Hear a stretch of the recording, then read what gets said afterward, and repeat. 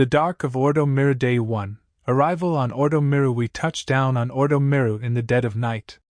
The planet was a forgotten backwater in the outer rim, unremarkable and mostly unknown. But it had strategic value, or so we were told. The Jedi Council had received intelligence that the Separatists were hiding something here, something important. We were the 12th Recon Battalion, and it was our job to find out what the Seps were up to. General Karen, a stern Jedi Knight who'd seen too many battles, was in charge. We were supposed to be in and out within a few days. Standard recon mission. But from the moment we landed, something felt off.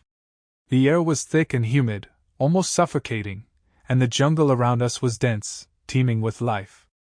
But it wasn't the normal kind of life. The animals were too quiet, the plants too still. It was like the whole planet was holding its breath, waiting for something.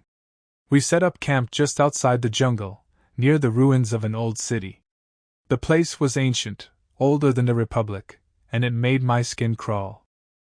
The shadows seemed to move on their own, and every now and then, I thought I heard whispers in the wind. But it was probably just my imagination. We were soldiers, trained to fight droids and follow orders, not to deal with whatever this was. I pushed the unease aside and focused on the mission. Just another job, I told myself. We'd be out of here soon. Day 2. Into the jungle. General Karen led us into the jungle at first light. The air was thick with mist, making it hard to see more than a few meters ahead. The vegetation was dense, twisted, and unnatural. It felt like the jungle was alive, watching us, waiting for us to make a mistake. I kept my blaster ready, my finger hovering over the trigger. The others were just as tense. We were clones bred for war, but this was different. There were no droids here, no enemy soldiers, just an oppressive silence that weighed down on us. We moved deeper into the jungle, following the general's lead. He was looking for something, what, we didn't know.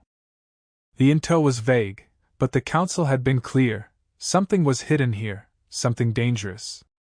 After hours of trudging through the thick underbrush, we came across the first sign of trouble.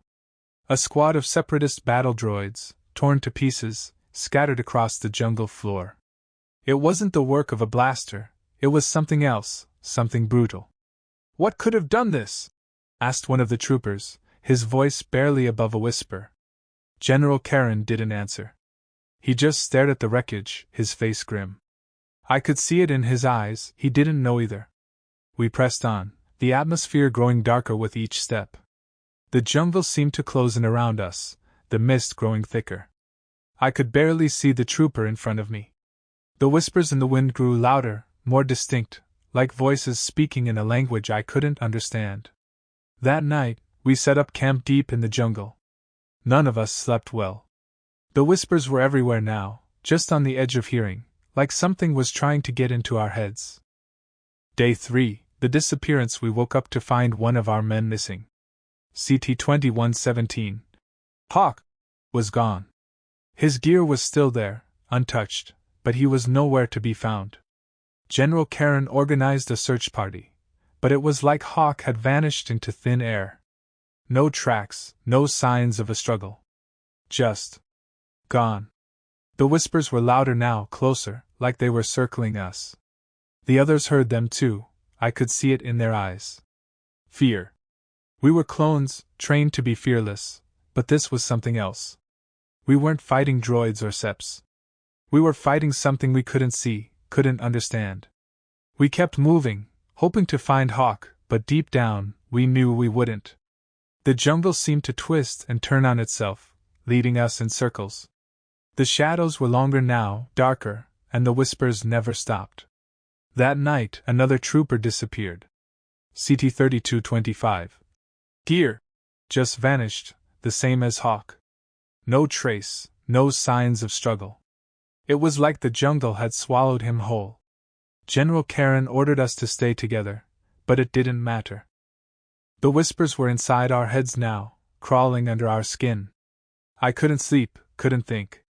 I could feel them, pressing against my mind, trying to get in. Day 4, the ruins. By the 4th day, we were down to half our squad. The jungle was taking us, one by one. The whispers had turned into voices now, speaking in a language I didn't understand, but their meaning was clear. They wanted us, all of us. General Karen pushed us forward, deeper into the jungle. He was desperate now, I could see it in his eyes. Whatever we were looking for, it was close. But so was whatever was hunting us. We stumbled upon the ruins of an ancient temple, hidden deep within the jungle. The structure was massive, covered in vines and moss, but there was something wrong with it. The stone was blackened, like it had been burned, and the air around it was thick with a sense of dread. The voices were louder here, almost deafening. They were coming from the temple, calling to us. General Karen ordered us to enter, but I could see the hesitation in his eyes. He didn't want to go in, but he had no choice. The temple was dark, the air thick with dust and decay. The walls were covered in strange carvings, symbols that hurt to look at. The deeper we went, the stronger the voices became, until they were screaming in our heads. We reached the central chamber, and that's when we saw it. An altar covered in blood, with a strange artifact hovering above it. It was dark, twisted, like something out of a nightmare. The voices were coming from it, pulling us in.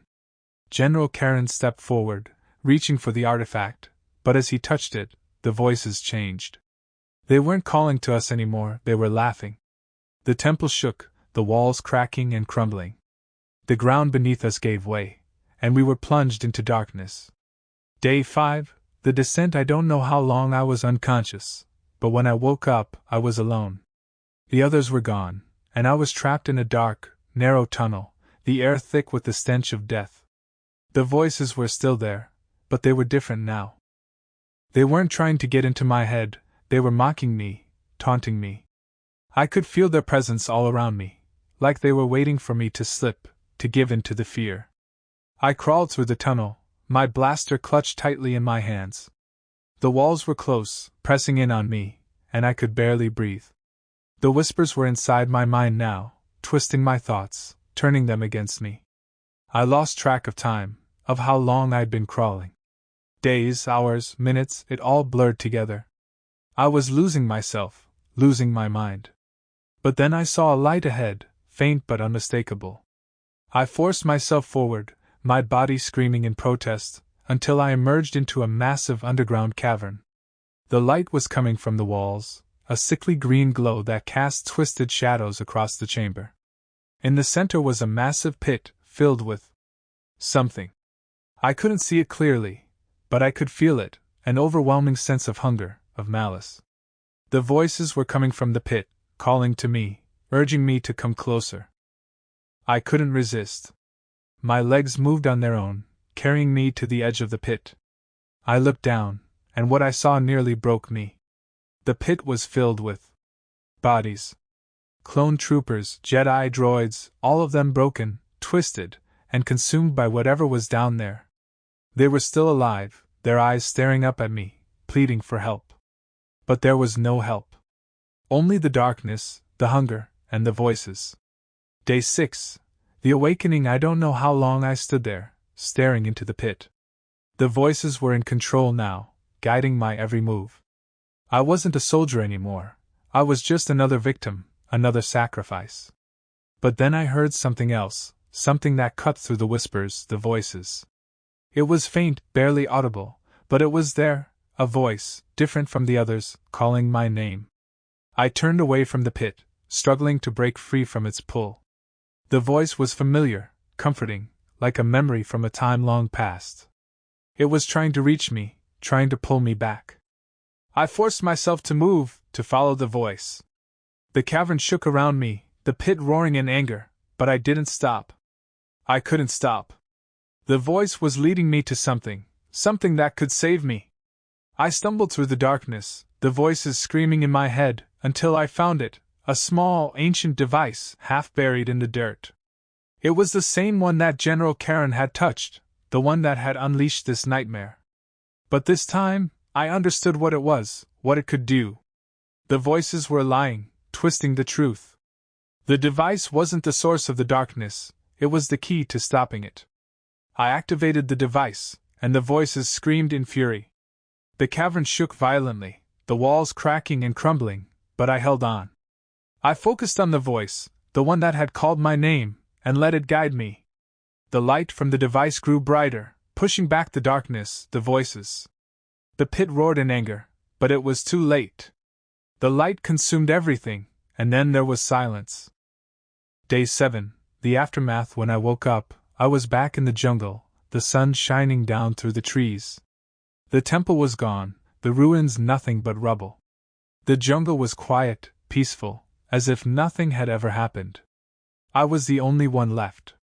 The others, General Karen, my brothers, they were gone. I didn't know how long I'd been out, how long I'd been trapped in that nightmare. But I was free now, free from the voices, the darkness. I found my way back to the ship, barely holding myself together. The memories of what had happened, what I had seen, haunted me, but I pushed them aside. I had to get off this planet, had to get away. As the ship lifted off, I looked back at Ordo Miru one last time. The jungle was still, peaceful, but I knew better. The darkness was still there, waiting, watching. I had escaped, but I knew that it was only a matter of time before it found another victim. I was a soldier, bred for war, but now I was something else. I had seen the darkness, fought against it, and survived. But I knew that it had left its mark on me, that it would never let me go. As the ship entered hyperspace, I heard the voice one last time, faint but unmistakable. And then silence.